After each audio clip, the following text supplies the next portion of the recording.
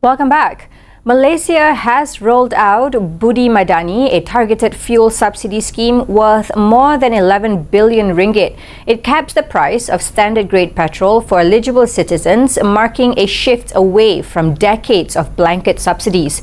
The move is seen as a key test of Malaysia's ability to balance fiscal discipline, inflation control and political stability, and it is being closely watched by investors and analysts across ASEAN and beyond.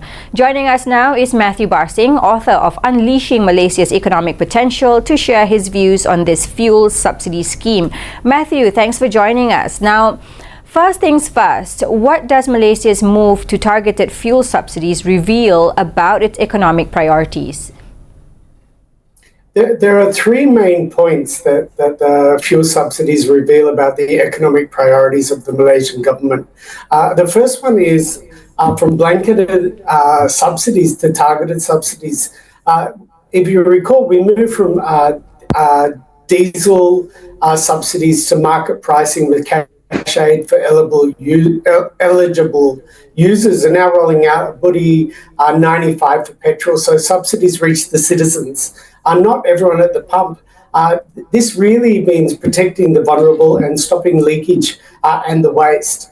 The second issue is data and eligibility controls. The BUDI is tied to the My Card, which is a great a transformation rather than having blanketed subsidies. And part of this is having monthly caps. The government has announced a 300 ringgit monthly cap for Malaysian citizens with a My Card, which is exactly how you fence fiscal support while keeping transportation costs reasonable. The third one is reprioritization and not austerity. So in saying that, savings are being redirected to social assistance and public services instead of vaporizing in untargeted subsidies. And that's a classic reform sequencing. So in short, Malaysia is signaling that social protection stays, but it's smarter and finite is not. Right, Matthew, now that we're potentially saving billions of ringgit from blanket subsidies, how could this affect the country's fiscal health and debt outlook?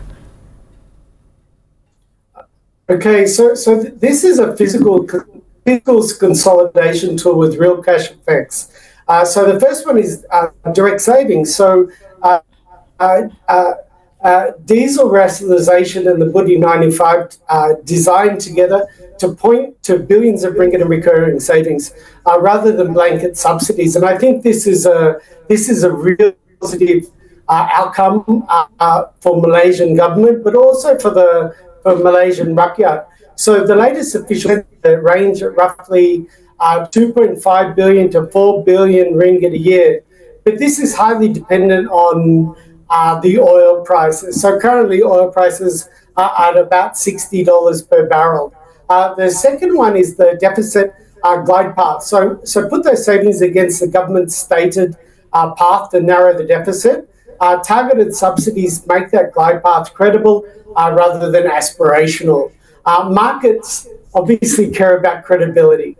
And the third one is debt dynamics. So lowering the primary deficits, reducing borrowing needs and interest costs over time, that strengthens the sovereign story that Malaysia has and can support the currency through confidence, not heroics. And the net effect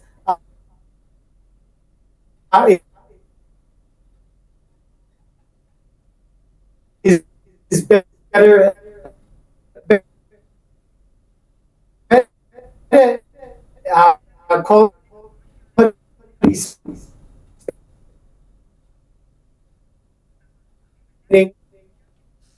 Right, we're going to bring you more global updates in just a moment. This is The World on Bernama TV. Don't go anywhere, stay with us.